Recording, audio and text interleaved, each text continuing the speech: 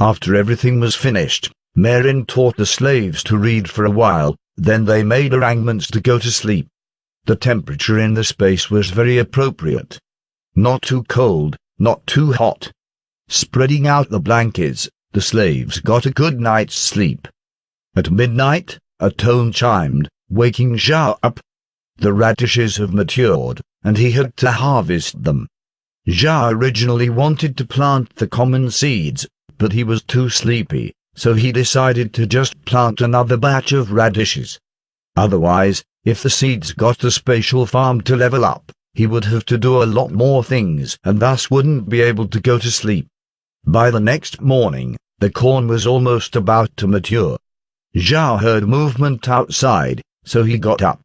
He went out and saw that the slaves were already awake, cooking for themselves under Merin's watchflies. Seeing Zhao up, Merin immediately got him a basin of water. After Zhao washed up, he searched around the farm to see if there were any changes, finding nothing special.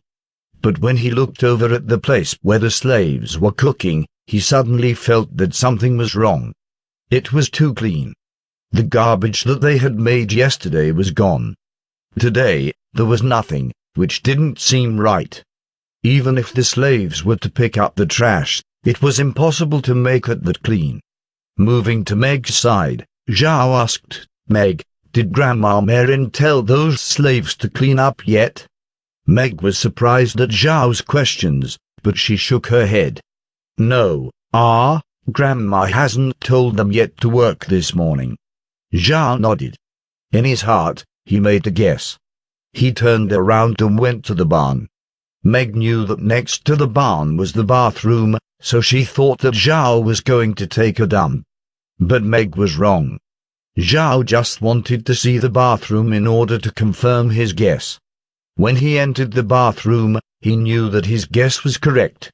It seemed like the space refreshed its environment once a day. All the useless things were scrubbed away and the space was restored to its original appearance. However, the rooms that he had built hasn't disappeared, probably because any useful things weren't brushed away by the space. Seeing this, Zhao couldn't help but feel relieved that there was a way to deal with the junk problem in his space. It was a headache for him, and he didn't expect that the space would actually solve it on its own. This was very convenient. Zhao returned to the hut where Meg was standing, waiting for him. Looking at Zhao, Meg couldn't help but blush. Zhao wanted to ask her why she was blushing, but he didn't know how to ask, because after all he had just come out of the bathroom. Merin had been directing the slaves to cook, but now that Zhao was awake, she naturally went into the hut to prepare breakfast for him. Zhao wanted to see what was happening outside the space, so he also went into the hut, but he sat on his bed and opened up the screen to look. In this case, he was checking the three-dimensional map. The outside situation seemed to be improving.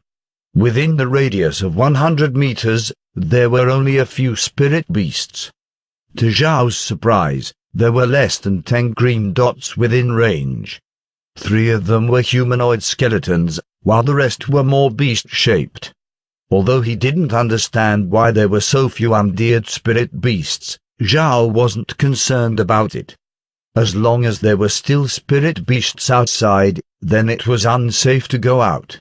Shutting down the screen, Zhao looked at the kitchen and saw Merin making breakfast. She was preparing to make him pancakes. To be honest, every morning he would get bread with his meal, so he really wasn't used to this. Merin saw Zhao standing next to her, and said, "Are you hungry, master?" "Rest assured, it'll be ready soon." "Grandma Merin, although this looks delicious, how about tomorrow morning, we could eat some rice? You don't need to bother with making this pancake pie anymore." Merin was surprised. "Rice is food for the slaves. How can I make master eat it?" Zhao went silent. From Adam's memories, he couldn't recall of any mention of nobility eating rice. Shaking his head, he said, "Grandma Merin, you know that we have to stay in this space for a few more days. This place isn't the same as the castle. There is no way to make bread here, so there's no reason not to eat rice every day, right? You saw it yesterday, didn't you? The rice tastes very good. Marin didn't say anything. Yesterday, she could see that the rice did seem really good. To tell the truth, she also wanted to give it a taste too. She also thought of how this space was different from outside. In the castle, the kitchen had a stone oven, so she could make bread or desserts, but here she could only make pancakes with the electric pancake maker. It would be troubling if they just ate pancakes every day, so she finally nodded her head. Well, let's do as you say, Master. Zhao couldn't help but cheer loudly. Although he had respect for the dough, he preferred to eat rice. In particular, the rice from yesterday, which was really good. After breakfast, Marin taught the slaves how to read. Zhao also told Marin that they didn't need to clean up the garbage, and instead just move it to one side. Marin didn't understand what Zhao meant, but she did what he said because she believed in him. She believed in Zhao because he had used the space to save all of them, and also because the longer she stayed in the space, the more it affected her.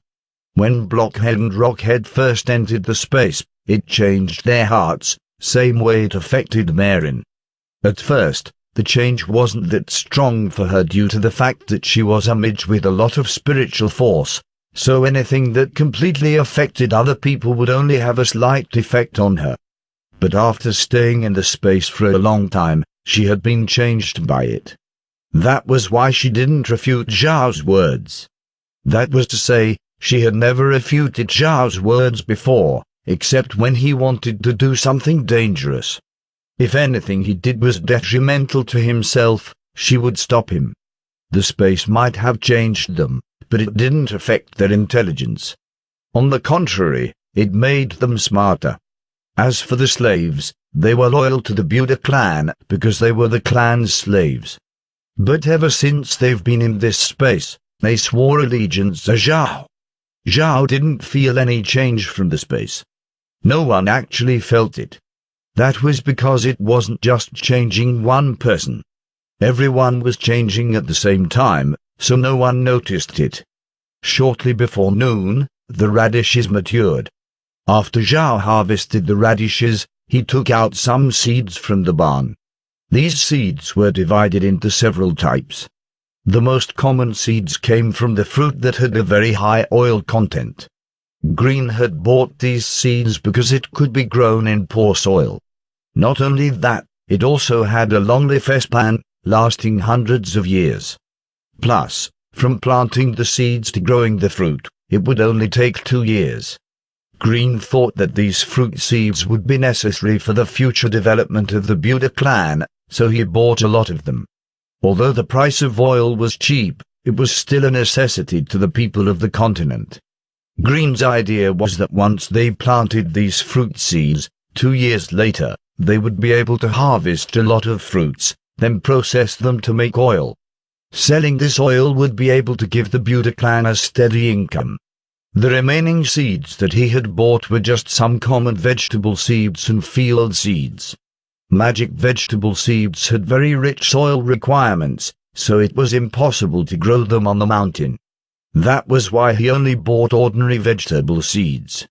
As for the field seeds that Green had bought, they were used to grow a crop called alfalfa, which was an herb that grew annually. It can be grown as a pasture to feed low-leveled herbivorous spirit beasts. But what was most important about this crop was its fertilizer effects. When you harvest it, you would cut off the top of the plant, leaving the roots in the soil. These roots would slowly improve the land, making the soil more fertile. It can be said that before coming to the Black Waste, Green had thought of many things to try to help the Buddha clan survive. Fruit seeds to make oil that could pay for basic living expenses and alfalfa seeds that could fertilize the soil in the mountain. And once the land becomes more fertile, they would be able to plant other things, increasing their income even more. Of course, Green didn't know about Zhao's farm cheat.